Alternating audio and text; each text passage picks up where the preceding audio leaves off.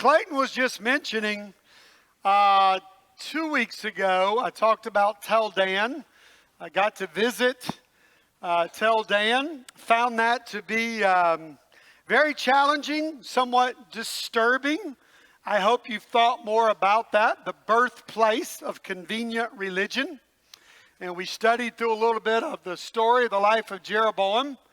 And today, we're going to talk about another place, and I think you will find this one encouraging, though it wasn't everything that I thought it was going to be. So we had an option towards the end of our trip to either stay in Jerusalem for a whole day and just tour and see and go places, or, and about half of us did, we took a bus down to Bethlehem. And to be real honest, I just thought it'd be cool to go to Bethlehem right before Christmas and buy me a Christmas ornament from Bethlehem. And I did, and I put it on the tree last night. But I got to be honest, I was a little surprised. I don't know what I was expecting.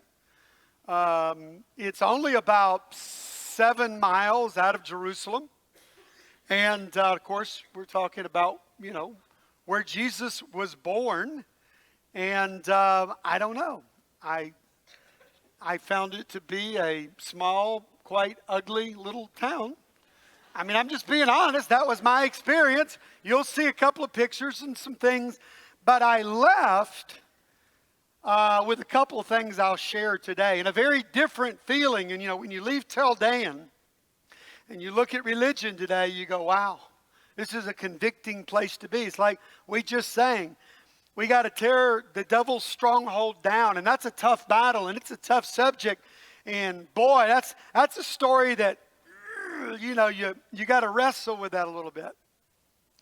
When I left Bethlehem, though I was not exactly impressed, I did leave with some really cool thoughts about God. And I'll share those towards the end today. So let's go back, by the way, and just read in your Bibles the quick story. Luke chapter 2, starting in verse 1. In those days, Caesar Augustus issued a decree that a census should be taken of the entire Roman world. This was the first census that took place while Quirinius was governor of Syria. And everyone went to his own town to register. So Joseph also went up from the town of Nazareth in Galilee to Judea to Bethlehem, the town of David, because he belonged to the house and the line of David. He went there to register with Mary, who was pledged to be married to him and was expecting a child. While they were there, the time came for the baby to be born, and she gave birth to her firstborn, a son. She wrapped him in cloths and placed him in a manger because there was no room for them in the inn. How many of you have ever heard that story before? Of course. If you drive down the road very far in any neighborhood right now, there'll probably be this, I started to say not this scene, but a scene that we've made up. And that's one of the things I want to talk about here at the beginning. I'm amazed at how much we have cleaned up this story. We've made it into this nice little peaceful, beautiful, there's the shepherds and all the sheep are just being so nice. And they laid down and here's this beautiful handmade manger, with cloths in it, and the baby Jesus is lying there. And Mary and Joseph, are looking over the edge. It's awesome. And the starry night, and it's peaceful and it's beautiful. And yet, having been there, you just smile. Now, one of the things that I found very distasteful about Bethlehem is that everything is so commercialized. Everything is trying to sell you something. They've built a church on every possible spot where Jesus could have been born, might have been born, should have been born. It doesn't matter. There's a church built there, and there are people on the streets selling you something. Some crazy people even buy Christmas ornaments from Bethlehem. And that's really all this town is. It's just a place that people make money off the fact that Jesus was born there. There's 2 or 3 things that I want to point out in this story and talk through, and then we'll talk about what we learned from those. So now remember, Joseph is living in Nazareth. That's way up in Galilee. That's about 60 to 70 miles away from Bethlehem. So they would have had to, not only as we talked about 2 weeks ago, they not only would have to travel to Jerusalem 3 times in the year, but because of this census, they were traveling down to his hometown, where his people are from, Bethlehem, so that he could register. Now I know you ladies that have given birth, probably the last thing you want to do when you're 9 months pregnant is get on the back of a camel or a donkey or walk 60 to 70 miles to register for a census. That's how the story begins. Now there's an odd thing or two in the story. Now, first of all, remember who's going. A poor carpenter, a poor young lady, a teenager, who's pregnant, not married, claiming to be a virgin. We don't need to go a lot further than with that story to go, wow, you've already got a challenging story. Here's a phrase that we find. They enter into Bethlehem. Now, by the way, Bethlehem in the Bible has quite the history, right? Can anybody remember some of the things that happened at Bethlehem? That's where Jacob buried Rachel. What else happened in Bethlehem? Okay, yes, it was the city of David. And remember when David was running and hiding in the caves and out there, and he said, oh, if I could just have a cup of water from Bethlehem. So the guys break through the line and go get it. All right, what else? This is the story also of Ruth and Boaz and Naomi. That's where that story took place. It has a cool history in the Bible, but it's known as the city of David. And of course, we're dealing with David's lineage here. So that's why they're going back there. In Jesus' day, it is believed that the population of Bethlehem was about 300 people. Very small little place. Barely on the map, we would say. But that's where they have to go. And then when they arrive, what does the Bible say? There was no room in the inn. Okay, stop for a second. That strikes me as really odd. I personally believe there's a part of the story that God chooses not to tell us here.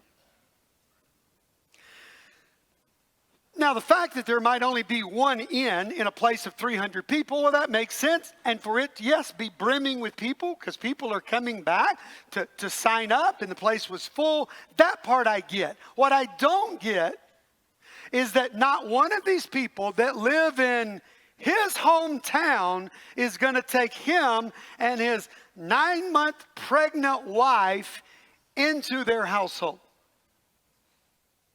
He's got to know somebody, right? I mean, he hasn't lived there for a while, but he's got relatives. Hey, third cousin once removed. It's me. It's Joseph. We're here knocking at the door. Mary, who I'm going to get married to, you see where this is going, is pregnant. She's about to give birth. We'd sleep on your floor. Are you telling me that they didn't knock on any doors? Try to find an old relative. Or is the more likely scenario, they were put out and shunned by their family because here's a young teenager who's pregnant, claiming to be a virgin, and you're going to marry her, not in this household. To me, that's the most likely scenario. There's no room at the inn, and then we pick up in the story. And I got a couple of pictures I want to show. I want to show you, first of all, to get you just maybe acclimated a little bit. So we got to visit what's called the Shepherd's Fields, okay? And this is it's a pretty good picture right here, actually. You know, when I don't know what you think of when you think of the shepherd's fields, but I can kind of think of this nice grassy plain and shepherd's out there with his little staff. And he's got all his little sheep running around and they're having a ball because there's grass everywhere and it's just pretty. This is how it really looks. It's very steep, very hilly. Bethlehem is that little town right up there on top. And this is what's called the Shepherd's Fields. I'd call it a hillside with a bunch of rocks. Now you see down in the bottom, there are a few trees. Most of those are olive trees. Not a place you would really graze a whole lot, but when you see the fields, that's what it was. During the nighttime, the shepherds, they would have their sheep, and we actually saw a few shepherds and their sheep and their little flocks of sheep wandering around. But at night, they would go up into those hills. You can't see it really well from here, but you will in the next picture. They would go up, and in these hills were all of these caves. Now, some of the caves are really small. That's Derek Boston on the right, I believe, and Clayton Walston on the left. So you can tell that's a sizable cave, and these things are everywhere. It's mostly limestone. And so the shepherds at night would take all their sheep up into these little caves, some of them not quite so little, and that's where they would keep them away from the wild animals at night. They would put a manger, a feeding trough in there, and they would tend to their sheep during the night. And they would do this day after day, day after day. There's every belief in the world that this is where Jesus was born. In a cave. They're not going to be out on a big old slope at night trying to protect. They're going to go where it's safe. There's a great historian, you've heard of him, I'm sure, Justin Martyr, who lived about 150 AD. He actually wrote about this and said, Jesus was born in a cave. So one of the things that we got to do, and I think it's helpful when we do it, is we got to get rid of that little manger scene that we got in our minds. Because I'm going to tell you, now these caves get really small, and some of the guys, Logan and Rick Fuller, I didn't think we were going to see them again. You could see an opening up there, and they went way back in these things. I'm like, no. I figured out now twice that I don't like the underground. Maybe there's other reasons for that, but let's move on. So, Jesus is born around a bunch of, by the way, shepherds were really looked down on. They were dirty, they were smelly because they hung around dirty, smelly sheep all day. And they slept with them at night. And so they were looked down upon in society. And where's Jesus born?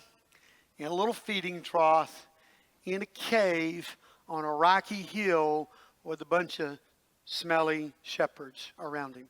All right, that picture I think is important as we kind of unravel this story, and maybe we get out of this a bigger, deeper meaning than just, baby Jesus in a manger, okay? Let me share with you 3 things that I think would help us in understanding this story. The first thing that comes to mind is this, is that God will use very small things to change the world. Now, we're going to talk about why that's significant in just a minute. God will change the world through small things. Here's one of the things I learned on this trip that just, and I guess I knew this, but it just blew my mind the more I saw it. The whole of the Bible up to Pentecost is lived out, hundreds and hundreds and hundreds of years, is lived out in a very, very small area. Somebody calculated it and said it's about the size of New Jersey. Okay, New Jersey is not one of our... I have to relate things to the state of Florida. Okay, that's where I grew up. It's about 2/3 of the peninsula of the state of Florida. The Sea of Galilee is smaller than Lake Okeechobee in Florida. And we drove most of that in one. You can easily drive in a day the whole story of the Bible. Now, granted, the borders have changed some, and you got Jordan and Syria, where there are some places where Bible things happen. But we stood on the Golan Heights and looked right into Jordan and Syria, and you're like, there it is right there.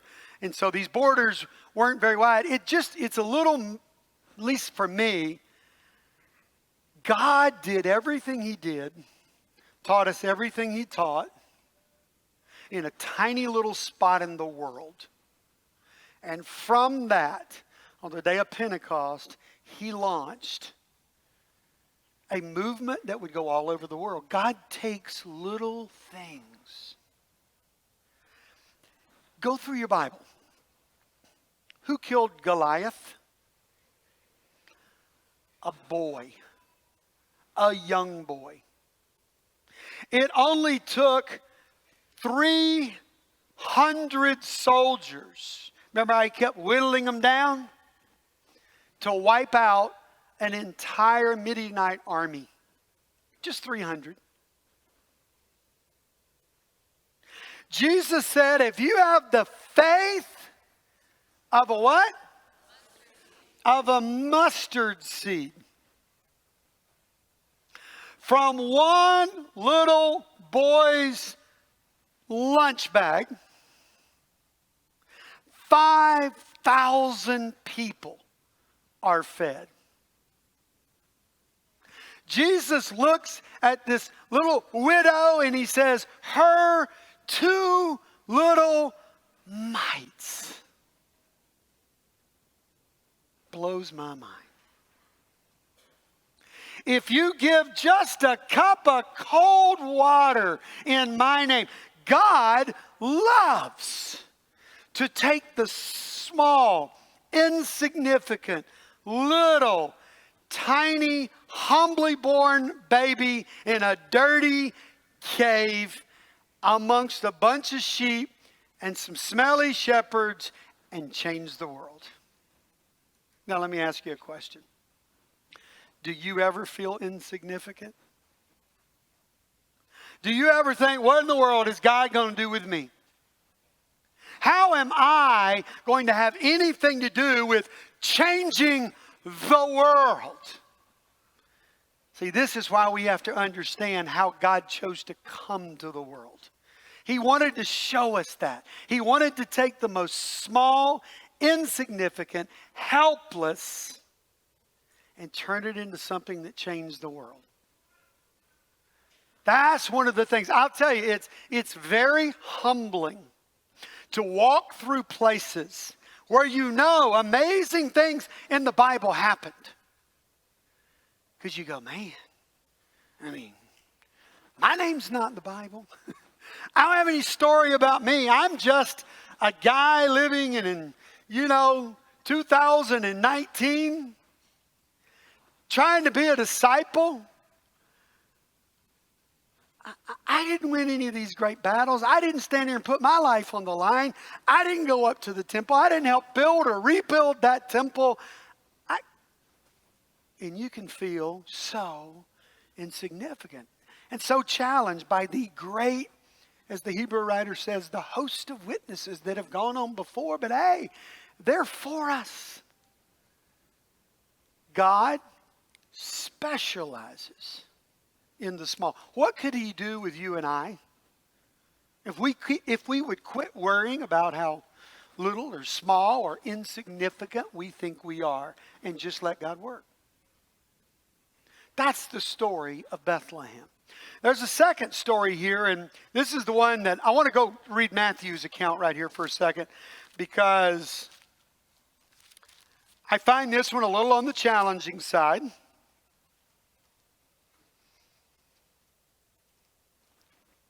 Matthew 2, we'll start with verses 1 through 3. And then we'll grab one more verse over about verse 16. After Jesus was born in Bethlehem in Judea during the time of King Herod, Magi from the east came to Jerusalem and asked, "Where's the one who has been born King of the Jews? We saw his star in the east and we have come to worship him." By the way, how many Magi were there? We don't know. That's right. Wanted y'all to say 3, but you got me. When King Herod heard this, he was disturbed, and all Jerusalem with him. We'll come back to that phrase in a minute. Look in verse 16. When Herod realized that he had been outwitted by the Magi, he was furious and gave orders to kill all the boys in Bethlehem and its vicinity who were 2 years old and under, in accordance with the time he had learned from the Magi. One of the things as you read this story that you can't help is but to look at the reaction of the people around it. And some of these are, I'm just dumbfounded. And then I'm dumbfounded at how I can see myself doing the very same thing. So here is this great king. Now let's talk about Herod for a minute. Oh man, if there's something you're going to learn if you ever get to go to Jerusalem, to Israel, anywhere, Herod the Great was called Herod the Great because the dude did mind-boggling things. This is a guy, if he did something, he was going to do it right and bigger and better and beyond the scope that anybody else could see. When he rebuilt Jerusalem, the wall of Jerusalem in the temple, remember it's been built and rebuilt and torn down and rebuilt about 4 times. Buddy, when he did it, it had to be the biggest and the grandiose because that's who Herod was. And early on in Herod's life, he wasn't that bad a guy. People really liked Herod. One of the reasons is he kept peace. During the famine of BC 25 BC, there was a big famine. Herod sold some of his own gold, took the money and bought corn for the people. He was quite generous at times. Now, funny thing happens as we get older, sometimes we want to take more and more and more control of our lives. We want to know where life's going. We want to know we're going to be taken care of well. And anything we perceive then as a threat to that security or that plan that you and I have mapped out for our lives, then we get a little reaction to that, don't we? And along comes this baby Jesus. And he's heard this title given to this baby that's to be born. He's to be the King of the Jews. In this jealousy, this insecurity starts to come up in Herod's heart. He feels threatened.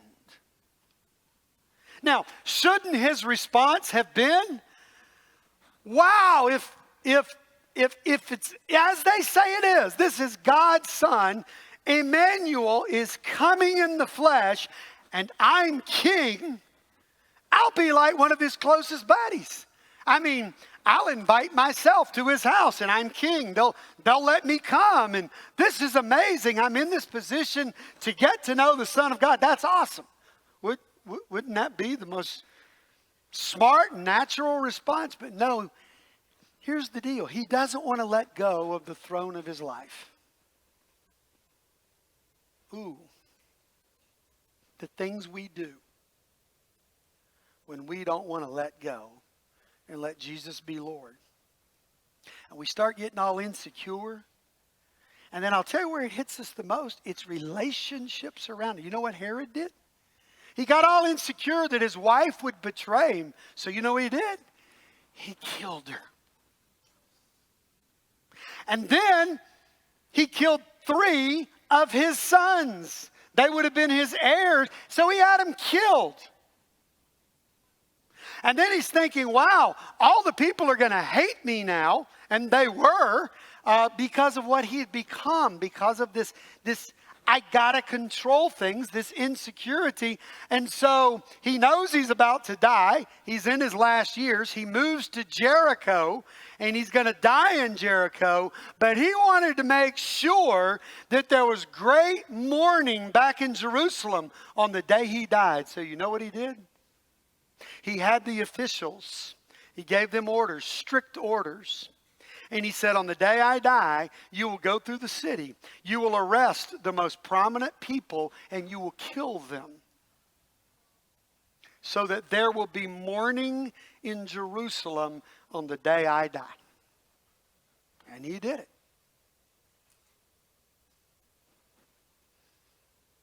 This is a picture of what happens when we won't give up control. He's threatened by a little baby. What are you threatened by? What are you just so tightly gripping in your life that you just won't let go of? And it's going to turn you into something you don't want to get turned into eventually. Because that's how it hardens us. There's another group of people. I don't have time to flip and read. You know they're there. It's the scribes, the chief priest, and the priests that work in the temple. This is one that you just got to scratch your head and go, how, guys? You have spent your life reading the Torah, reading the Old Testament. You've studied all the prophecies about the coming of the King of Israel. You know he's going to be born in Bethlehem. You know all this stuff about him. Some other people could figure it out, and they got there, right? Some shepherds, some wise men, the magi, whoever. You of all people should have been there. Well, what were you doing? They were so busy playing church. You know how we know that? Follow me here. We don't know what happens on day 8. Well, we know Jesus is circumcised on day 8. We don't know whether or not he was taken to the temple for that. All right? Sometimes they did it at their home. A priest came there. Nowadays, most of the time, they're taken to the temple. They're passed to the priest. Then there's a special guy that does the circumcision. There's a blessing. And it's a big deal, a circumcision. But we do know this. On day 40, both Jesus and his mom were taken to the temple. Mary had to go for a purification thing. When a woman is given birth to a male, for 40 days, she is ceremonially unclean. She goes, she offers a sacrifice to the priest, and she becomes clean. At the same time, every firstborn male has to be redeemed. We pay God. And so there's a lamb or a couple of doves or something that are sacrificed for the child. The child is presented. Here's why that's important. That means one day at the Temple of Jerusalem, some priest just doing his job watches this couple walk by with a little baby in their arms. There goes a kid. No, there goes the Son of God. It's your job to know that. It's why you live. How can you miss the Son of God walking right by? And then there had to be some priest. High priest, I don't know. But there had to be some priest. That Mary and Joseph walk up and they hand the Son of God into the hands of some priest. He didn't even know. Boy, how blind we can be. Man, we can get so running in our world. We get so busy doing church stuff that we forget the whole reason. We miss How can somebody miss Jesus? Right here in the story. Literally right under their nose. So religiously busy and religiously blind that they couldn't see the Son of God right in front of them. I hope that challenges your heart. It challenges me to go, wow. You know, you can just get so busy in the ministry that you don't see Jesus. Check your heart on that one. These weren't bad people. They were people devoted to God. But somewhere in all that devotion, they forgot what it was all about. That's one of the great stories of Bethlehem and what happens in this story. Let's get to the last one, which I just find to be amazing. So, number 3, I think it's a story of what God will do to find you. So, what if God had come in a palace? What if God had said, hey, Herod's got this pretty nice crib up the road here. I think I'm going to have Jesus born there. There'll be servants around. He can have his own bedroom. They'll feed him good. After all, he is a king. And God said, no. I want Jesus to come into the world where maybe even his own family wouldn't let his mom in their house. Totally, as the Bible says, despised and rejected by men. He'll be born in a cave, dirt floor, put in a feeding trough,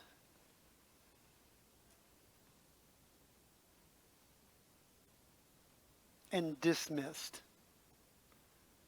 The Son of God. You say, why, God? So you know that I can relate to you. He brought Jesus in the humblest of circumstances so that you and I can never say, oh yeah, I get it, God. You're God. He's royalty. You don't understand me. You don't understand my life. You don't understand what I go through. And he goes, oh yes, I do.